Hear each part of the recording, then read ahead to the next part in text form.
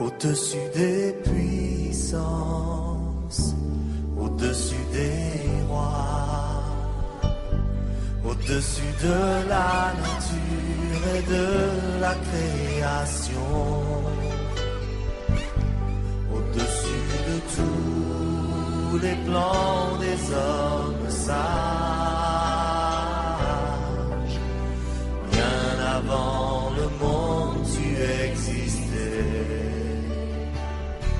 Au-dessus des royaumes, au-dessus des trônes. Amen. Gloire à Dieu. Amen. Est-ce que nous avons des chrétiens ici? Amen.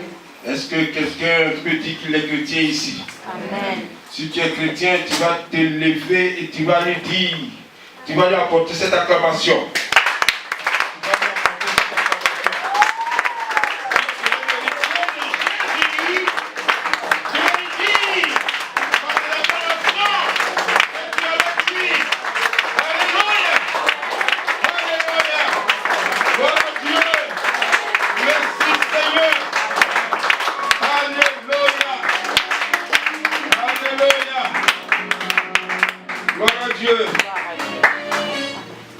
Amen. Amen.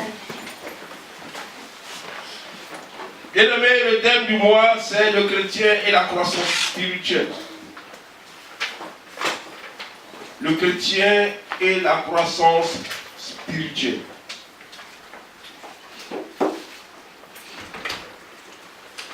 Il doit avoir croissance. Nous allons prendre dans le livre de 1 Corinthiens chapitre 3, sur lequel je vais m'appuyer pour pouvoir donner la parole aujourd'hui. 1 Corinthiens chapitre 3,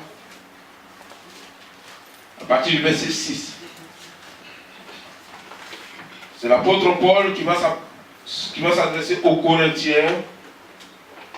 Parce que nous savons que l'église de Corinthe, c'était une église que l'apôtre Paul avait jugée de charnelle. Parce que ils étaient remplis de tous les dons spirituels qu'il faut. Ils faisaient de grands miracles, mais ils étaient charnels. Charnels. Parce qu'il n'y avait pas de fruit en eux, le fruit de l'esprit. Et nous disons très souvent que les dons spirituels, Dieu les donne à qui comme il veut. Il ne se répand pas de ces dons-là. Il peut même le donner à quelqu'un qui est charnel. Amen. Amen. Il le donne à quelqu'un qui est charnel. Donc, ils étaient charnels, selon l'apôtre Paul. Ils avaient des choses qu'ils faisaient qui prouvaient qu'ils étaient charnels. Si vous voulez, nous pouvons aller même rapidement. Nous allons le lire à partir du verset 1. Pour moi, frère, ce n'est pas comme à des hommes spirituels que j'ai pu parler, que j'ai pu vous parler, mais comme à des hommes charnels, comme à des enfants, des petits-enfants en Christ. Donc, un charnel, on dit qu'il est un enfant.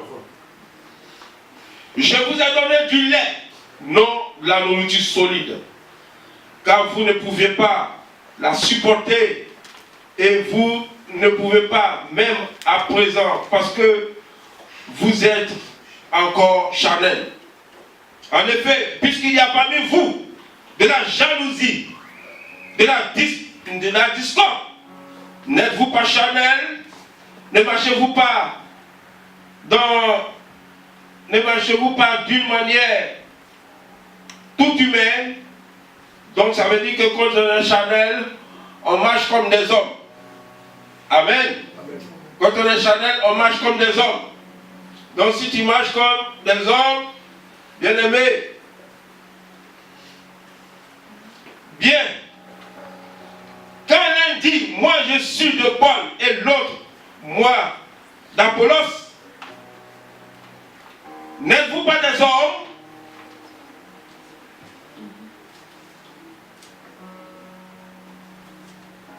Qu'est-ce que donc Apollos? Et qu'est-ce que Paul?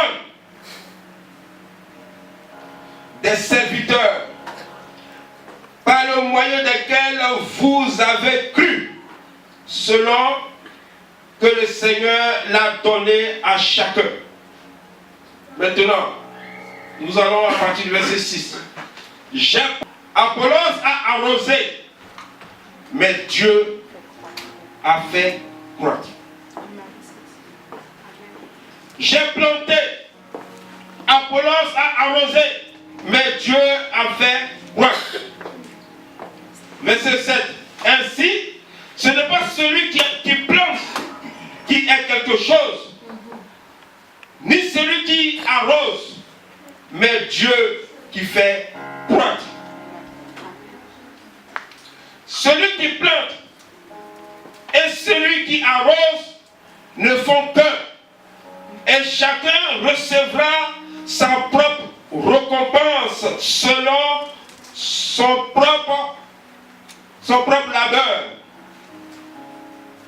Car nous sommes ouvriers avec Dieu. Vous êtes le champ de Dieu, l'édifice de Dieu. Selon la grâce que Dieu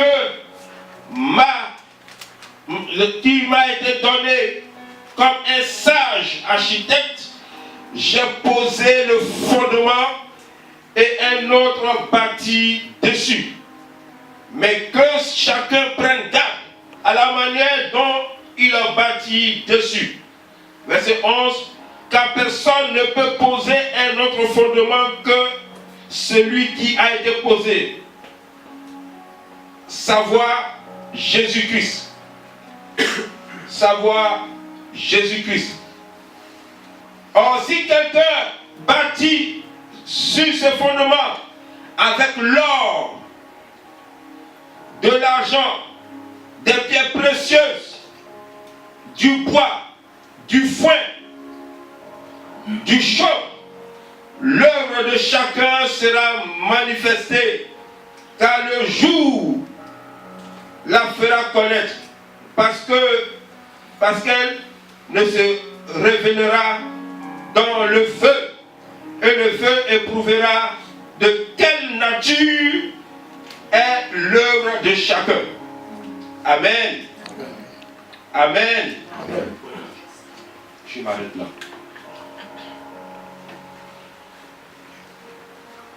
Bien-aimés, lorsque nous venons au Seigneur, nous sommes encore des enfants. J'ai dit, la sœur Christélia a donné une pensée, des messages qui étaient vraiment très importants. C'est pour cela que, bien-aimés, nous vous invitons les jeudis à ne pas rester à la maison. Parce que Dieu parle. Dieu parle. Quelqu'un n'a rien à faire, il est à la maison. Parce que c'est dit, bon, je n'ai rien à prendre. Il faut courir là où on parle du Seigneur. Il faut être présent pour écouter. Parce que Dieu parle même pas à un enfant. C'est pour ça qu'on ne néglige personne. Quand les jeudis, ceux qui sont programmés donnent la parole, mes oreilles sont dressées. Parce que j'attends de pouvoir recevoir de quelque chose qui va me faire du bien. Amen. Amen. Donc, on ne néglige personne. Elle a donné le message. Bien sûr que n'ayant pas encore l'habitude, elle se mélangeait un peu. Mais au moment où elle se mélangeait, j'étais assis Et puis le Saint-Esprit était en train de me montrer le déroulement du message de la sœur. Elle dit, je suis un peu mélangé. J'ai dit, je te suis très bien. Après, j'ai pris sur moi de pouvoir donner le message de la sœur, tel que l'Esprit de Dieu a mis dans mon cœur, pour que ce soit clair. Amen. C'est pour cela que soyons sensibles. Ne passons pas du temps, ne rêvons pas. Là où on parle du Seigneur, il faudrait que la pensée, il faudrait que vous soyez connectés.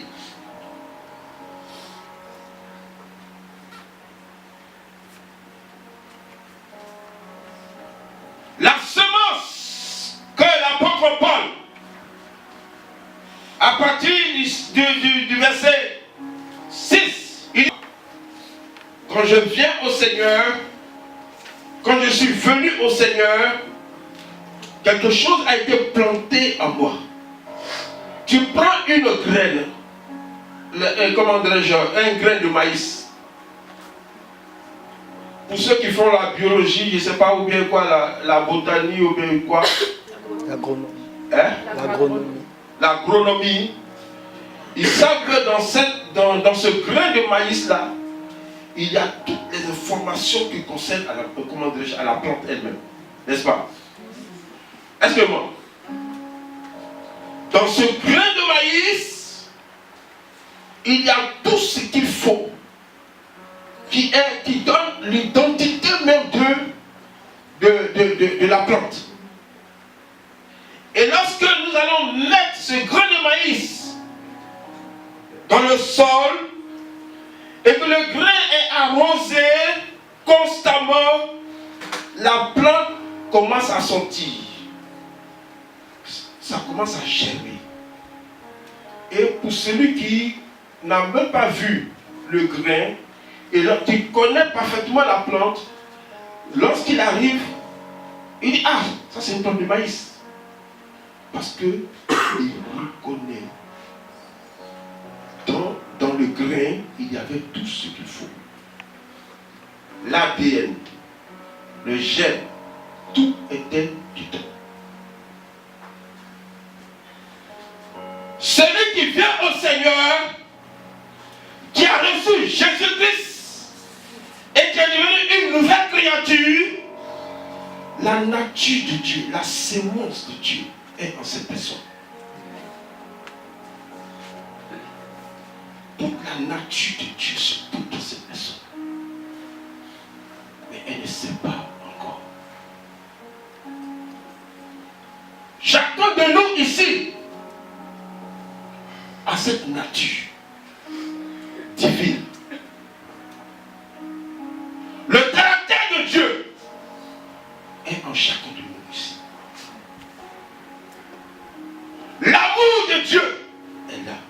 Tout ce qui est divin, tout ce qui est attrait à celui qui nous a fait naître de nouveau, tout est en nous.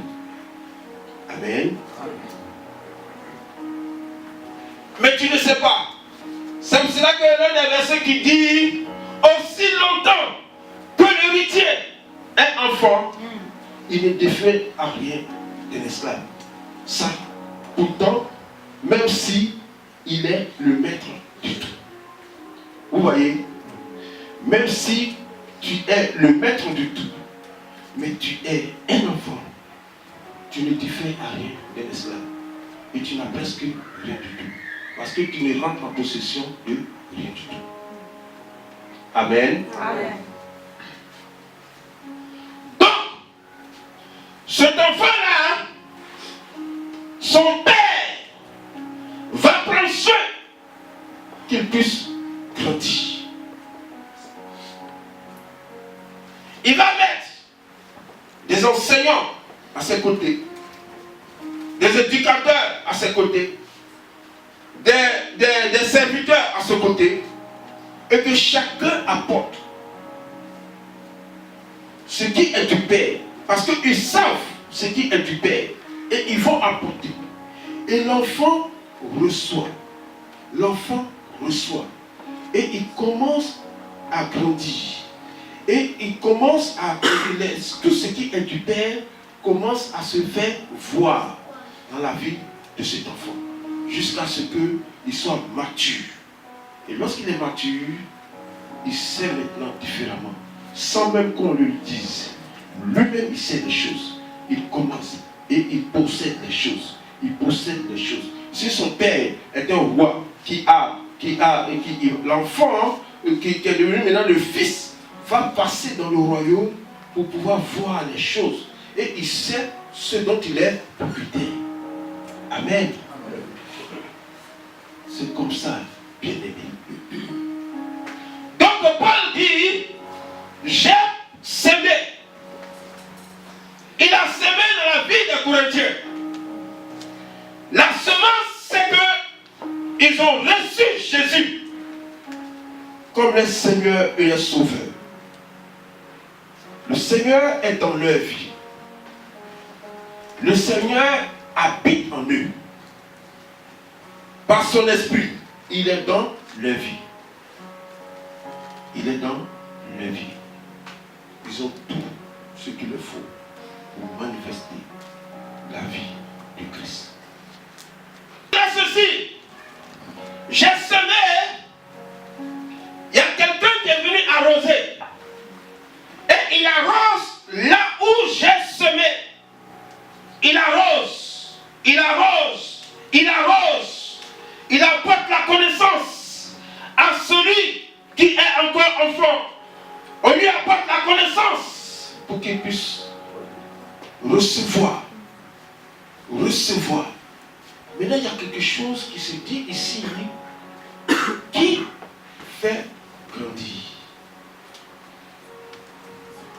Lorsque j'arrose la graine qui est devenue petite plante, qui fait grandir la plante? C'est moi qui viens chaque jour et puis qui tire un peu. Il va tirer. C'est pas moi. C'est pas moi. Dieu a déjà tout mis dedans. Et c'est le Seigneur lui-même, selon sa science, selon ce qu'il a déjà décrété, va faire en sorte que cette plante-là va commencer à grandir. Elle va grandir. Et c'est Dieu qui fait croître. Amen. Amen. C'est Dieu qui fait croître. Ici, là, nous ne pouvons pas faire grandir quelqu'un. C'est pour cela que nous apportons le message. La personne le reçoit. Et lorsque la personne est arrivée chez elle, qu'elle commence à méditer, la méditer, à partir même de la Bible, quelque chose se passe à l'intérieur. C'est pour cela que, bien aimé, si tu ne médites pas, la parole, il ne peut pas avoir de changement. Ta nature ancienne restera comme si c'était toi, alors que tu n'es plus ceci. Quelque chose se passe. Parce que Dieu fait grandir, c'est lui qui fait croire. Maintenant, il a dit ceci. Que lui, selon que Dieu lui a donné de poser le fondement qu'il a posé n'est rien d'autre que le Christ, Jésus. Le fondement, c'est le Christ. Comme le Seigneur lui-même le dira, personne, avant de construire sa maison, ne va seulement creuser quelques centimètres, la pluie va commencer à poser les briques. S'il est censé, il va creuser jusqu'à ce qu'il trouve. Il va trouver quoi? Il trouve quoi? Il trouve quoi? Le roc. Le roc. Le roc sur lequel il va poser maintenant ses briques pour la construire. Quand la tempête viendra, sa maison ne sera pas ébranlée. Donc, l'apôtre Paul dit ici ce roc-là ne peut être que le Seigneur Jésus. Il a posé les fondements. Maintenant, toi qui bâtis, il faut savoir avec quel matériel tu vas bâtir sur ce fondement-là. Il faut savoir avec quel matériel. Si tu prends du bois, il faut bâtir sur le Seigneur avec du bois.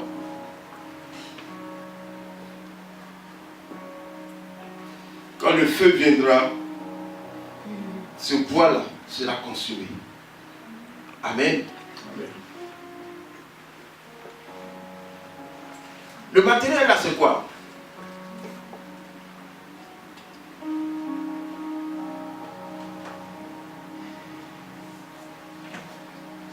Qui va me dire, le matériel c'est quoi?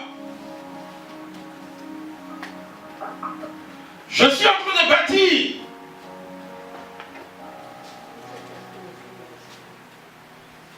Le matériel c'est quoi?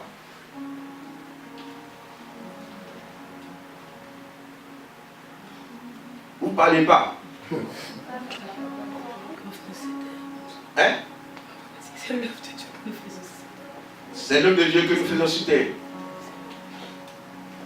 Oui. Je crois que c'est la parole et la prière. Et après le Saint-Esprit vient agir. La parole et la prière. Oui. Le Saint-Esprit. Qui soutient l'œuvre de Dieu sur la terre? Bien sûr que l'œuvre de Dieu que tu vas faire va se baser sur la parole de Dieu. Amen. Maintenant, il y a parole et parole. Il y a parole et parole. Quelle est la parole que tu vas prendre pour bâtir sur le Christ? La parole de vie. La parole de vie. La vérité. La vérité. C'est quoi la vérité? C'est Jésus-Christ Nazareth. Jésus.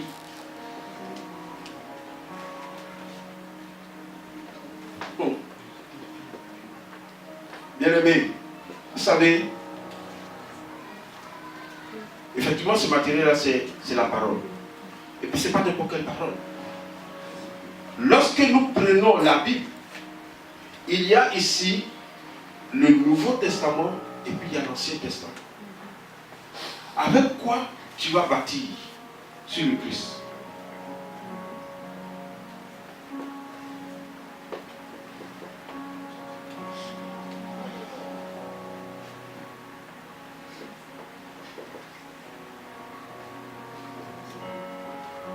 Avec quoi tu bâtis sur le Christ?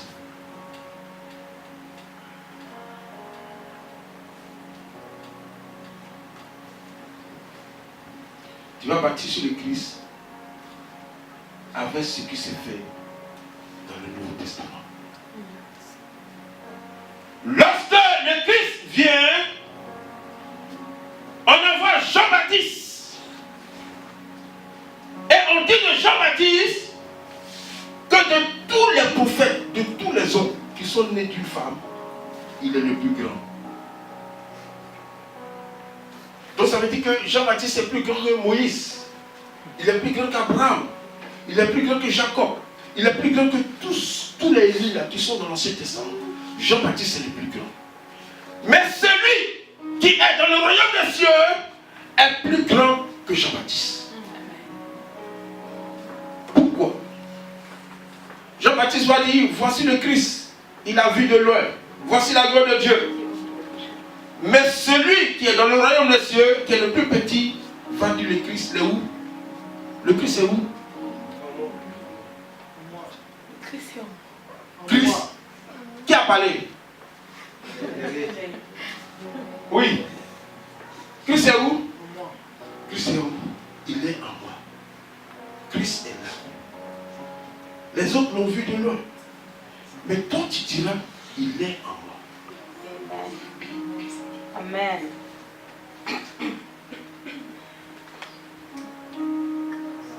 Christ est en moi. Ou bien tu ne crois pas? Tu ne crois pas? Et l'apôtre dira plus tard, il dira plus loin, que vous êtes le temple de Dieu. Christ est en moi. Je suis porteur de Christ. Ça veut dire quoi? Quand je me déplace, qu'est-ce qui se passe? Je me déplace avec Christ. Quel que soit le lieu où je pars, je suis en train de parler à quelqu'un. Quel que soit le lieu où je pars avec le Christ. C'est pour cela que ce que je vais faire, que ce soit bon ou que ce soit mauvais, le Christ qui est là, il est témoin.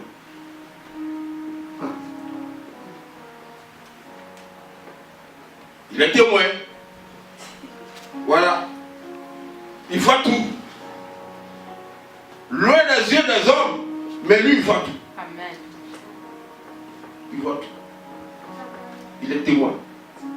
Je peux dire que celui-là a dit ces choses, il a dit ces choses, que moi je n'ai rien dit, moi je n'ai rien fait, mais le Christ qui est en moi, c'est lui qui sait toutes choses. Je vais dire tout ce que je veux, vous flatter les gens. Mais lui, il sait la vérité. Amen. Amen. Donc je suis porteur de l'homme que Jean-Baptiste, qui a baptisé le Christ.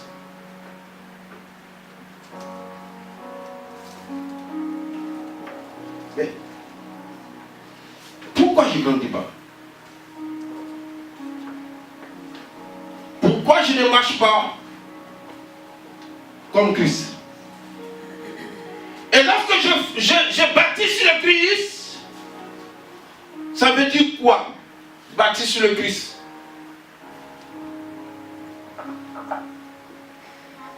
Ça veut dire quoi?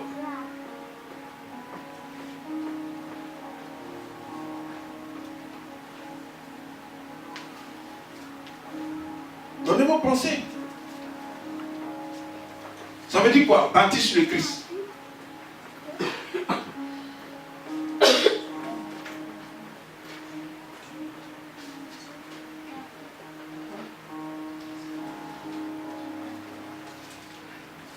Oui, Joséphine. Bon, quand vous bâtir, on peut dire construire ou bien former, c'est former. Former. Construire. Quand on construit, c'est pour... Quand on commence une maison, par exemple, on commence par le fondement, après ça grandit. Je crois que c'est ça. C'est construire en Christ. Construire. On a volé. Pour moi, c'est la question, c'était quoi la question? Qu'est-ce que ça veut dire bâtir sur le Christ? Selon moi, bâtir sur le Christ, c'est prendre appui sur le Seigneur. C'est prendre appui sur le Seigneur, c'est avoir confiance en Dieu. Parce que quelle que soit la construction, on fait le fondement par rapport à ce qu'on veut construire. Amen. Amen. Amen. On fait le fondement par rapport à ce qu'on veut construire. Je suis en train de bâtir sur le Christ. Cela veut dire que je m'appuie sur lui. Amen. J'ai confiance en lui. Je crois en sa parole. Je le regarde lui seul. Et je suis en train de bâtir. Donc tout ce que je prends, c'est ce qui est de lui. Rien que de lui. Rien que de lui. Je ne vais pas accepter un autre mensonge.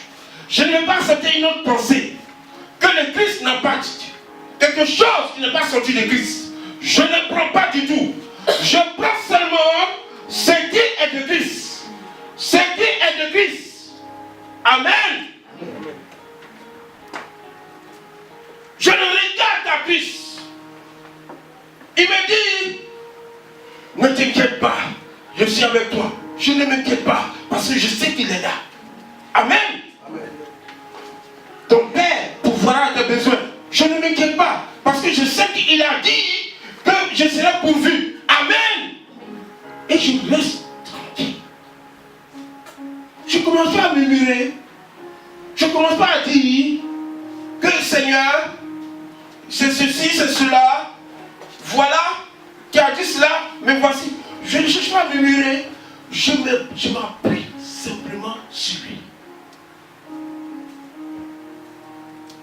quel matériel ça?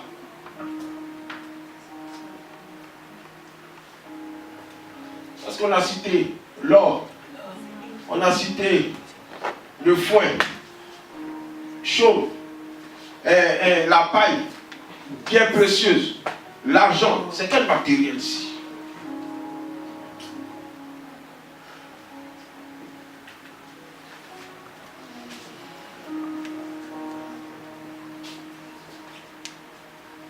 Donc tout ça, ce matériel qui passera par le feu et qui pourra être purifié, c'est lequel? Alors.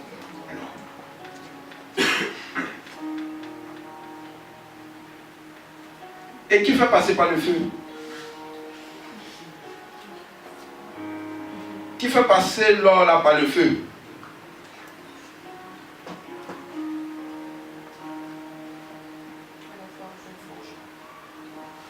Le forgeron.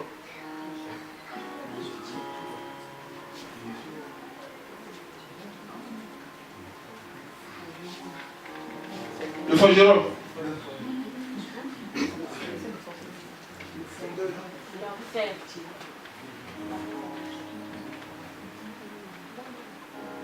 Qui fait passer l'eau là par le feu? Et quand il fait passer par le feu là, qu'est-ce qu'il fait? Oui.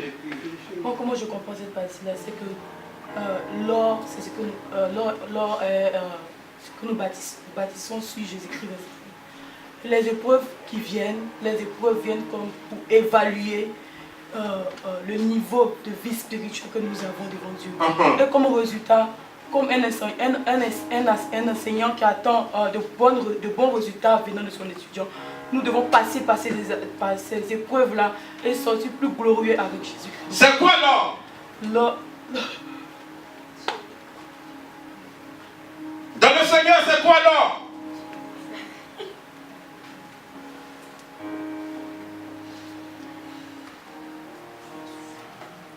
Oui, papa Faye. L'or et l'argent, c'est celui qui a pas Jésus.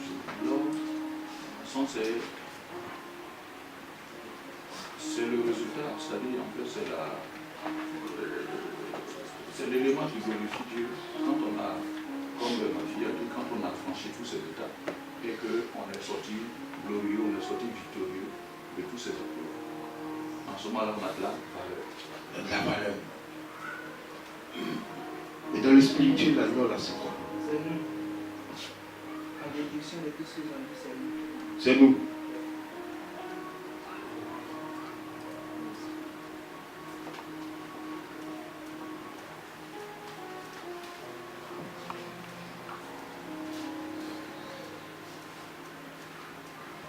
Apocalypse chapitre 3, verset 18. C'est lui qui a trouvé le livre.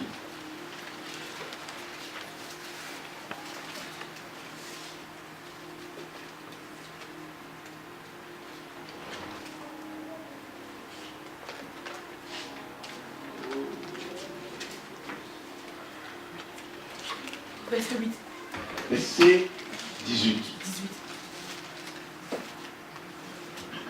Je te donne un conseil, achète-moi de l'or purifié au feu pour devenir réellement riche, des vêtements blancs pour te couvrir afin qu'on ne voie pas ta honteuse nudité, et un collier pour soigner tes yeux afin que tu puisses voir clair. Amen. Bien. Amen. Nous voyons ici, je te conseille d'acheter de moi de l'or éprouvé par le feu.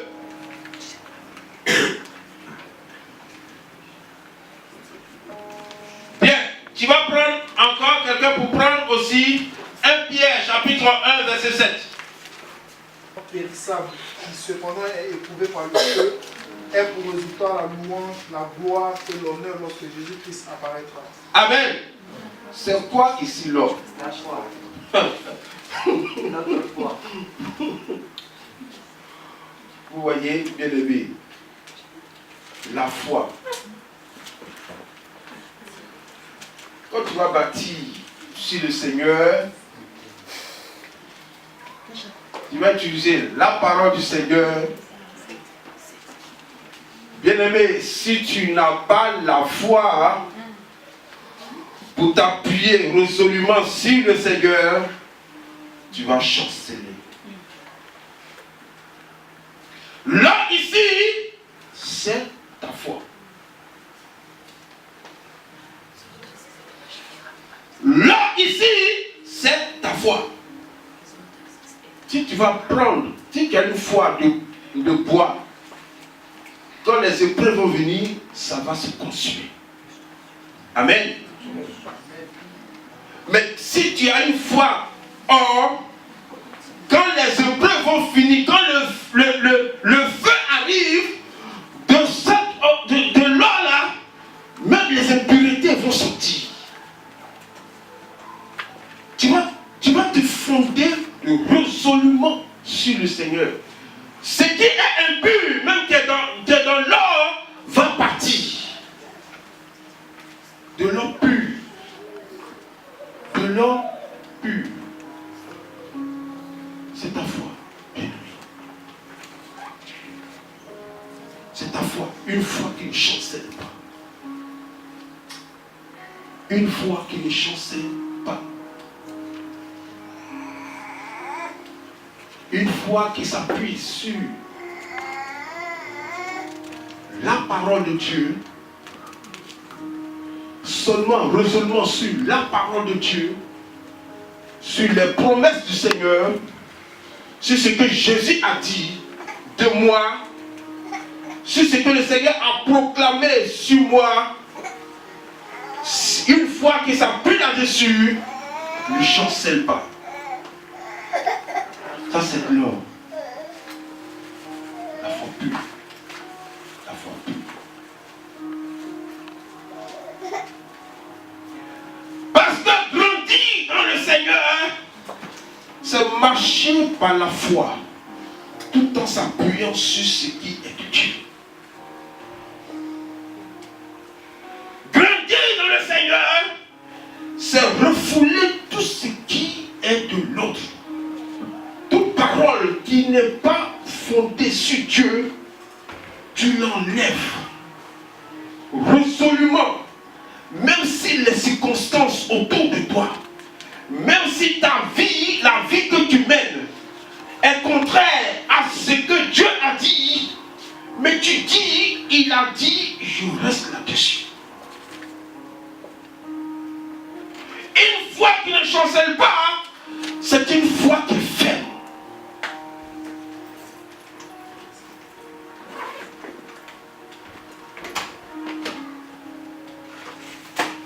C'est une foi qui est ferme, résolue.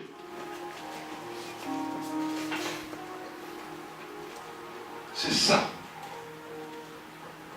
L'or, c'est du l'or. C'est pas tout le monde qui a ça. C'est pour ça qu'on donne cette valeur-là. On donne cette valeur. De l'or. De l'or. De l'or. Ta foi. Tu ne chancelles pas.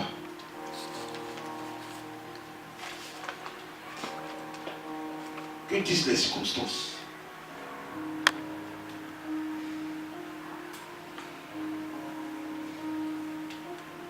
Où est Dieu?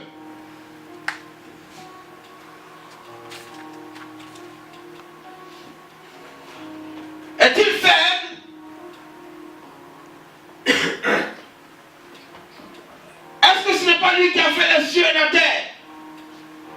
Est-ce que ce n'est pas lui qui a créé toutes choses par sa parole? Et pourquoi je vais douter de sa parole?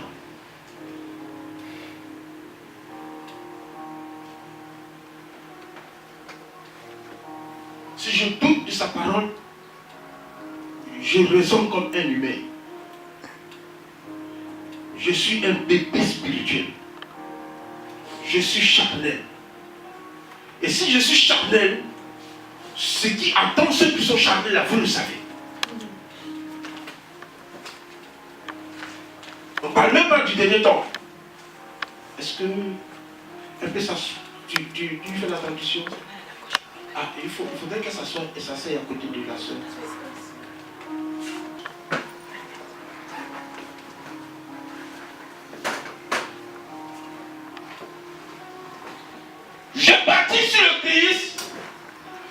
pas bâtir sur le Christ avec l'Ancien Testament. Avec l'Ancien Testament. Parce que moi, je suis dans une nouvelle alliance. Et l'alliance dans laquelle je me trouve, il n'y a pas de malédiction. Il n'y a pas de malédiction. En Christ, il n'y a pas de malédiction. En Jésus, il n'y a pas de malédiction. Il ne faut pas accepter, il ne faut pas avaler quelque chose que quelqu'un va venir te dire, tu es sous malédiction. Quoi? Tu es en Jésus-Christ, c'est sous malédiction. En Jésus-Christ, dans cette nouvelle alliance, il n'y a pas de malédiction. Ce que le Seigneur a fait, il n'y a pas de malédiction. Tout ce qui est mensonge, tout ce qui est de l'Ancien Testament, ne peut pas avoir tout ce que les gens ont fait et la colère de Dieu s'abattait sur eux. Mais cela ne peut pas avoir une certaine, ne pas dicter sur toi. Ne pas dicter. C'est pas collé à toi. Si tu sais qui tu es en Christ, bien-aimé, tu vas marcher dans ce monde comme Jésus a marché dans ce monde.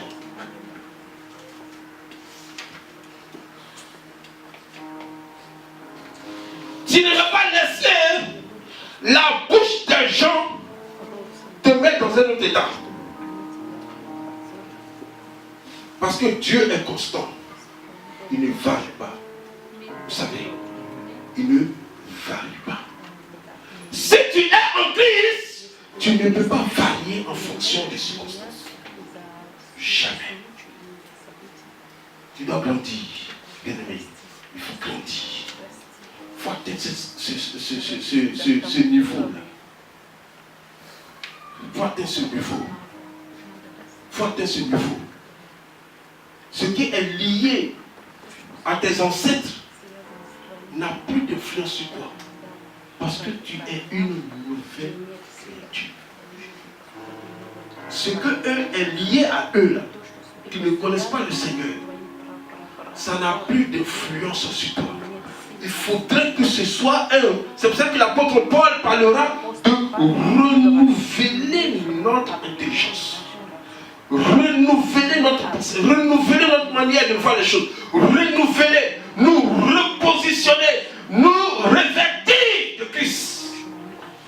En Christ, bien-aimé, je le dis encore, il n'y a pas de malédiction.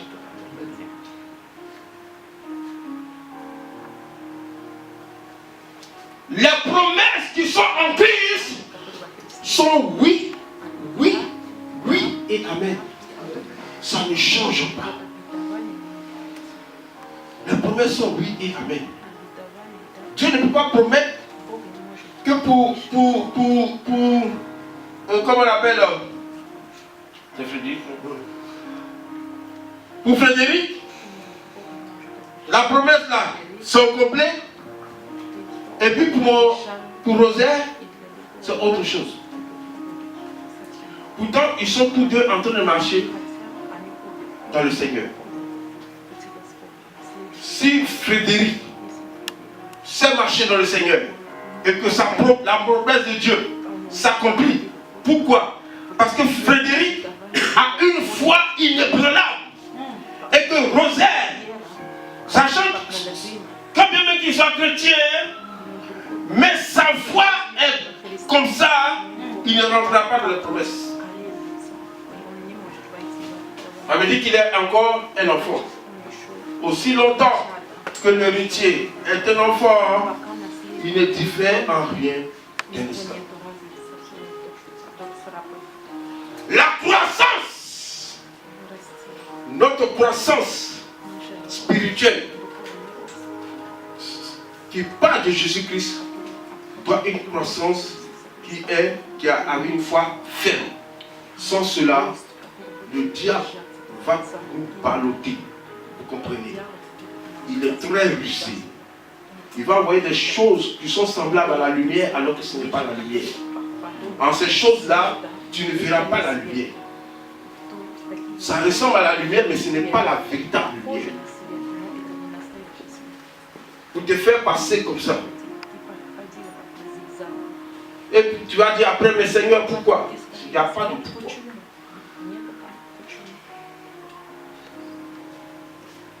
Avec le Seigneur, on ne raisonne pas, bien aimé. Tout ce qui a été dit ici, là, si ce n'est pas par la foi, tu ne peux pas. Il n'y a pas de raisonnement ici. Donc, la foi est celle qui nous permet de pouvoir nous appuyer résolument sur le Seigneur. Rien que de la foi. Rien que de la foi. Le Seigneur a dit à Marc, ne t'ai-je pas dit que si tu crois, tu verras la gloire de Dieu? Si tu ne crois pas, tu ne verras pas la gloire de Dieu. Si tu doutes du Seigneur, tu ne verras pas. La foi, le doute, c'est le contraire de la foi. Vous le savez. Les promesses sont pour tout le monde. Mais il y a certains qui entrent, par contre d'autres non pas. Parce que ils doutent. L'incrédulité. L'incrédulité remplit le cœur. Comme les disciples disent au Seigneur. Le Seigneur, ils n'ont pas chassé le démon. Le Seigneur leur dit, mais race d'incrédules.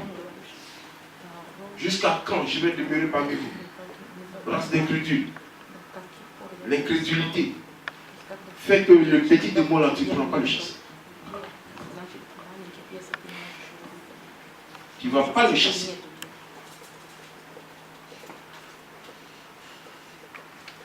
Parce que tu ne crois pas résolument au Seigneur. Et c'est comme ça. La croissance spirituelle, bien aimée, sortir de l'état de bébé, c'est d'avoir décidé résolument de pouvoir s'appuyer sur ce que le Seigneur a dit, un point et un trait. Je ne ferai pas autre chose. Mais toute sa confiance au Seigneur. Ta foi sera éprouvée. Ta foi passera par le feu. Dieu permettra que ta foi soit éprouvée. Ce n'est pas le diable. Lui, il a quoi? C'est Dieu qui va éprouver ta foi. Lorsque tu as demandé, ça ne vient pas. Ça ne vient pas. Ça ne vient pas.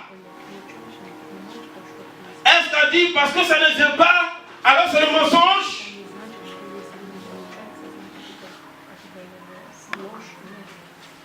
Il va dire dans Habakkuk 6 ans, il faut attendre. Qu'est-ce qui te fait attendre? C'est ta foi qui te fait attendre. C'est ta foi qui te permet d'attendre. Si tu n'as pas la foi, tu vas passer à autre chose. Si ta foi est petite, plus petite que le grain de sénévé, le grain de moutarde, tu vas passer à autre chose. Mais pour attendre, il faut avoir cette foi. Je ne changerai pas. Parce que dans le Seigneur, qu'est-ce qu'il veut t'apprendre? Qu'est-ce qu'il veut t'apprendre? Qu'est-ce qu'il a dit à Thomas? Tu crois parce que tu as vu. Heureux celui qui a cru sans avoir vu. Amen. Dans le Seigneur, on croit sans avoir vu. Ça, c'est preuve de foi. On attend résolument. Parce qu'on sait que ce qu'il a dit, ce n'est pas du mensonge. Ça va s'accomplir. Et ça va s'accomplir certainement. Ça va s'accomplir certainement. Quand tu es arrivé à ce niveau-là, bien aimé, tu es en train de croître. Parce que tu sais véritablement qui est ton Père. Qui est ton Seigneur. Tu sais. Et résolument, tu ne penses pas à autre chose que ce qu'il a dit. Et tu sais que ce qu'il a dit va s'accomplir.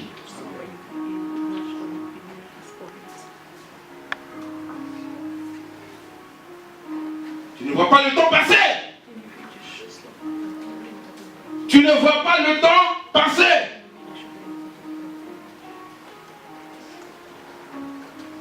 Tu ne diras pas que Seigneur, je vais me marier, mais je prends de l'âge. Tu ne diras pas ça. Tu vas te mettre à prier. Et Dieu va remplir ton cœur de la paix. Alors tu attends. Cet homme-là, il va venir. Même si d'autres se marient à 17 ans. D'autres se marient à 25 ans. Peut-être que tu auras 45 ans quand il va venir. Ce temps-là, depuis 18 ans que tu as prié, jusqu'à 45 ans, tu demeures ferme. Amen. Amen. Amen. Amen. Je suis en train de parler à des gens. Hein? Amen. Jusqu'à 45 ans, il sera là.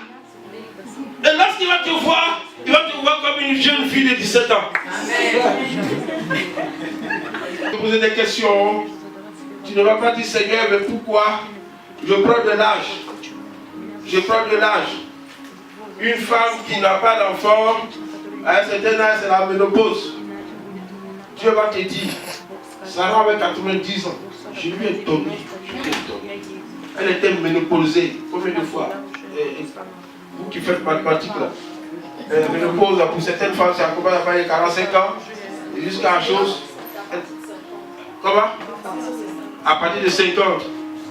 À partir de 50. Mais elle avait 90 ans. Lorsque Isaac est né. Alors tu dis quoi? Quand tu vois la grandeur de Dieu, quand tu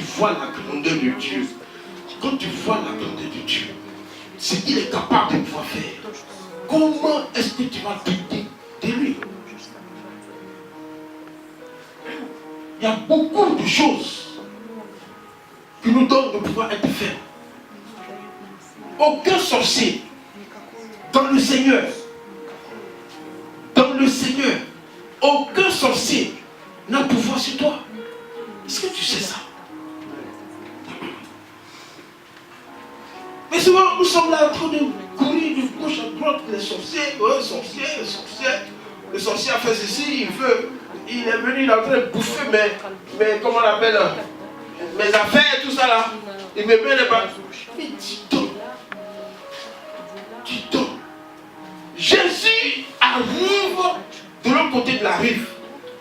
L'homme de Gadara est venu se prosterner devant lui pour lui dire, qu'est-ce qu'il y a entre toi et nous? Tu veux nous perdre?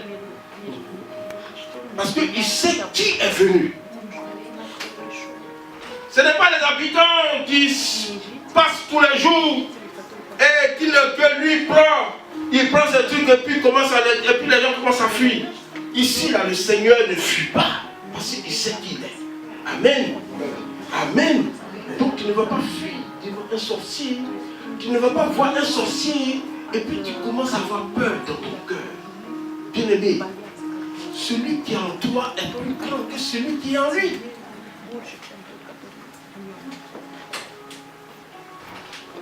Le moment est venu de grandir. Le moment est venu de grandir réellement en s'appuyant sur celui qui est notre maître. Celui qui a reçu toute la victoire. Sa victoire est éternelle. Personne ne pourra le tuer. Personne. Personne. Personne. C'est pour cela que lorsque nous prions pour les gens, au nom de Jésus, nous ne devons même pas douter un seul instant que ce que nous sommes en train de faire là, ça peut ne pas réussir. Ça peut ne pas réussir. Jésus ne joue jamais. Amen. Il ne joue jamais. Si je prie pour quelqu'un avec un esprit humain, alors ce n'est pas le Seigneur qui est en train de prier. Ce n'est pas le Seigneur. C'est la peur qui a rempli mon cœur. Ça ne va pas se produire.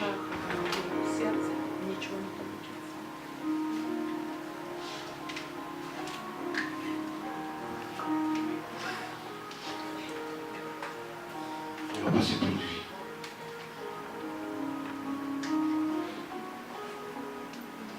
Dieu ne fléchit jamais. Dieu ne chute jamais. Jésus ne chute jamais. Il n'a jamais échoué. Celui qui échoue, ce sont les incrédules. Ce sont les incrédules qui échouent. Mais lui, il ne chute jamais. Il ne chute jamais. Hein? Il ne chute jamais. Voilà que Rosaire va aller prier pour quelqu'un. Rosaire va poser la main. Il obéit à ce que le Seigneur lui a dit. Le Seigneur dit, n'aie pas peur, je suis avec toi. Je suis avec toi. Quand Rosaire se va prier pour la personne, c'est Christ qui avance.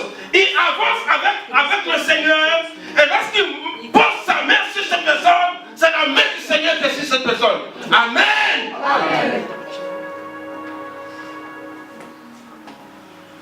C'est la main du Seigneur qui est sur cette personne. Afin que lui, Rosaire, il s'efface. Jésus pose la main sur la personne. Et comme Jésus ne chute pas, Rosaire sait que Jésus ne chute pas, alors ce qu'il vient de faire va s'accomplir. Même si il ne voit pas, mais il sait que ça va s'accomplir. C'est ça. C'est dans cette dimension, bien aimé, qu'il faut aller. Ne marchons plus comme des enfants, des bébés, des gens qui n'ont pas de fondement, qui chancellent à tout moment, qui bougent comme ça. Quand on souffle un vent comme ça, le vent les emporte. Le vent les emporte.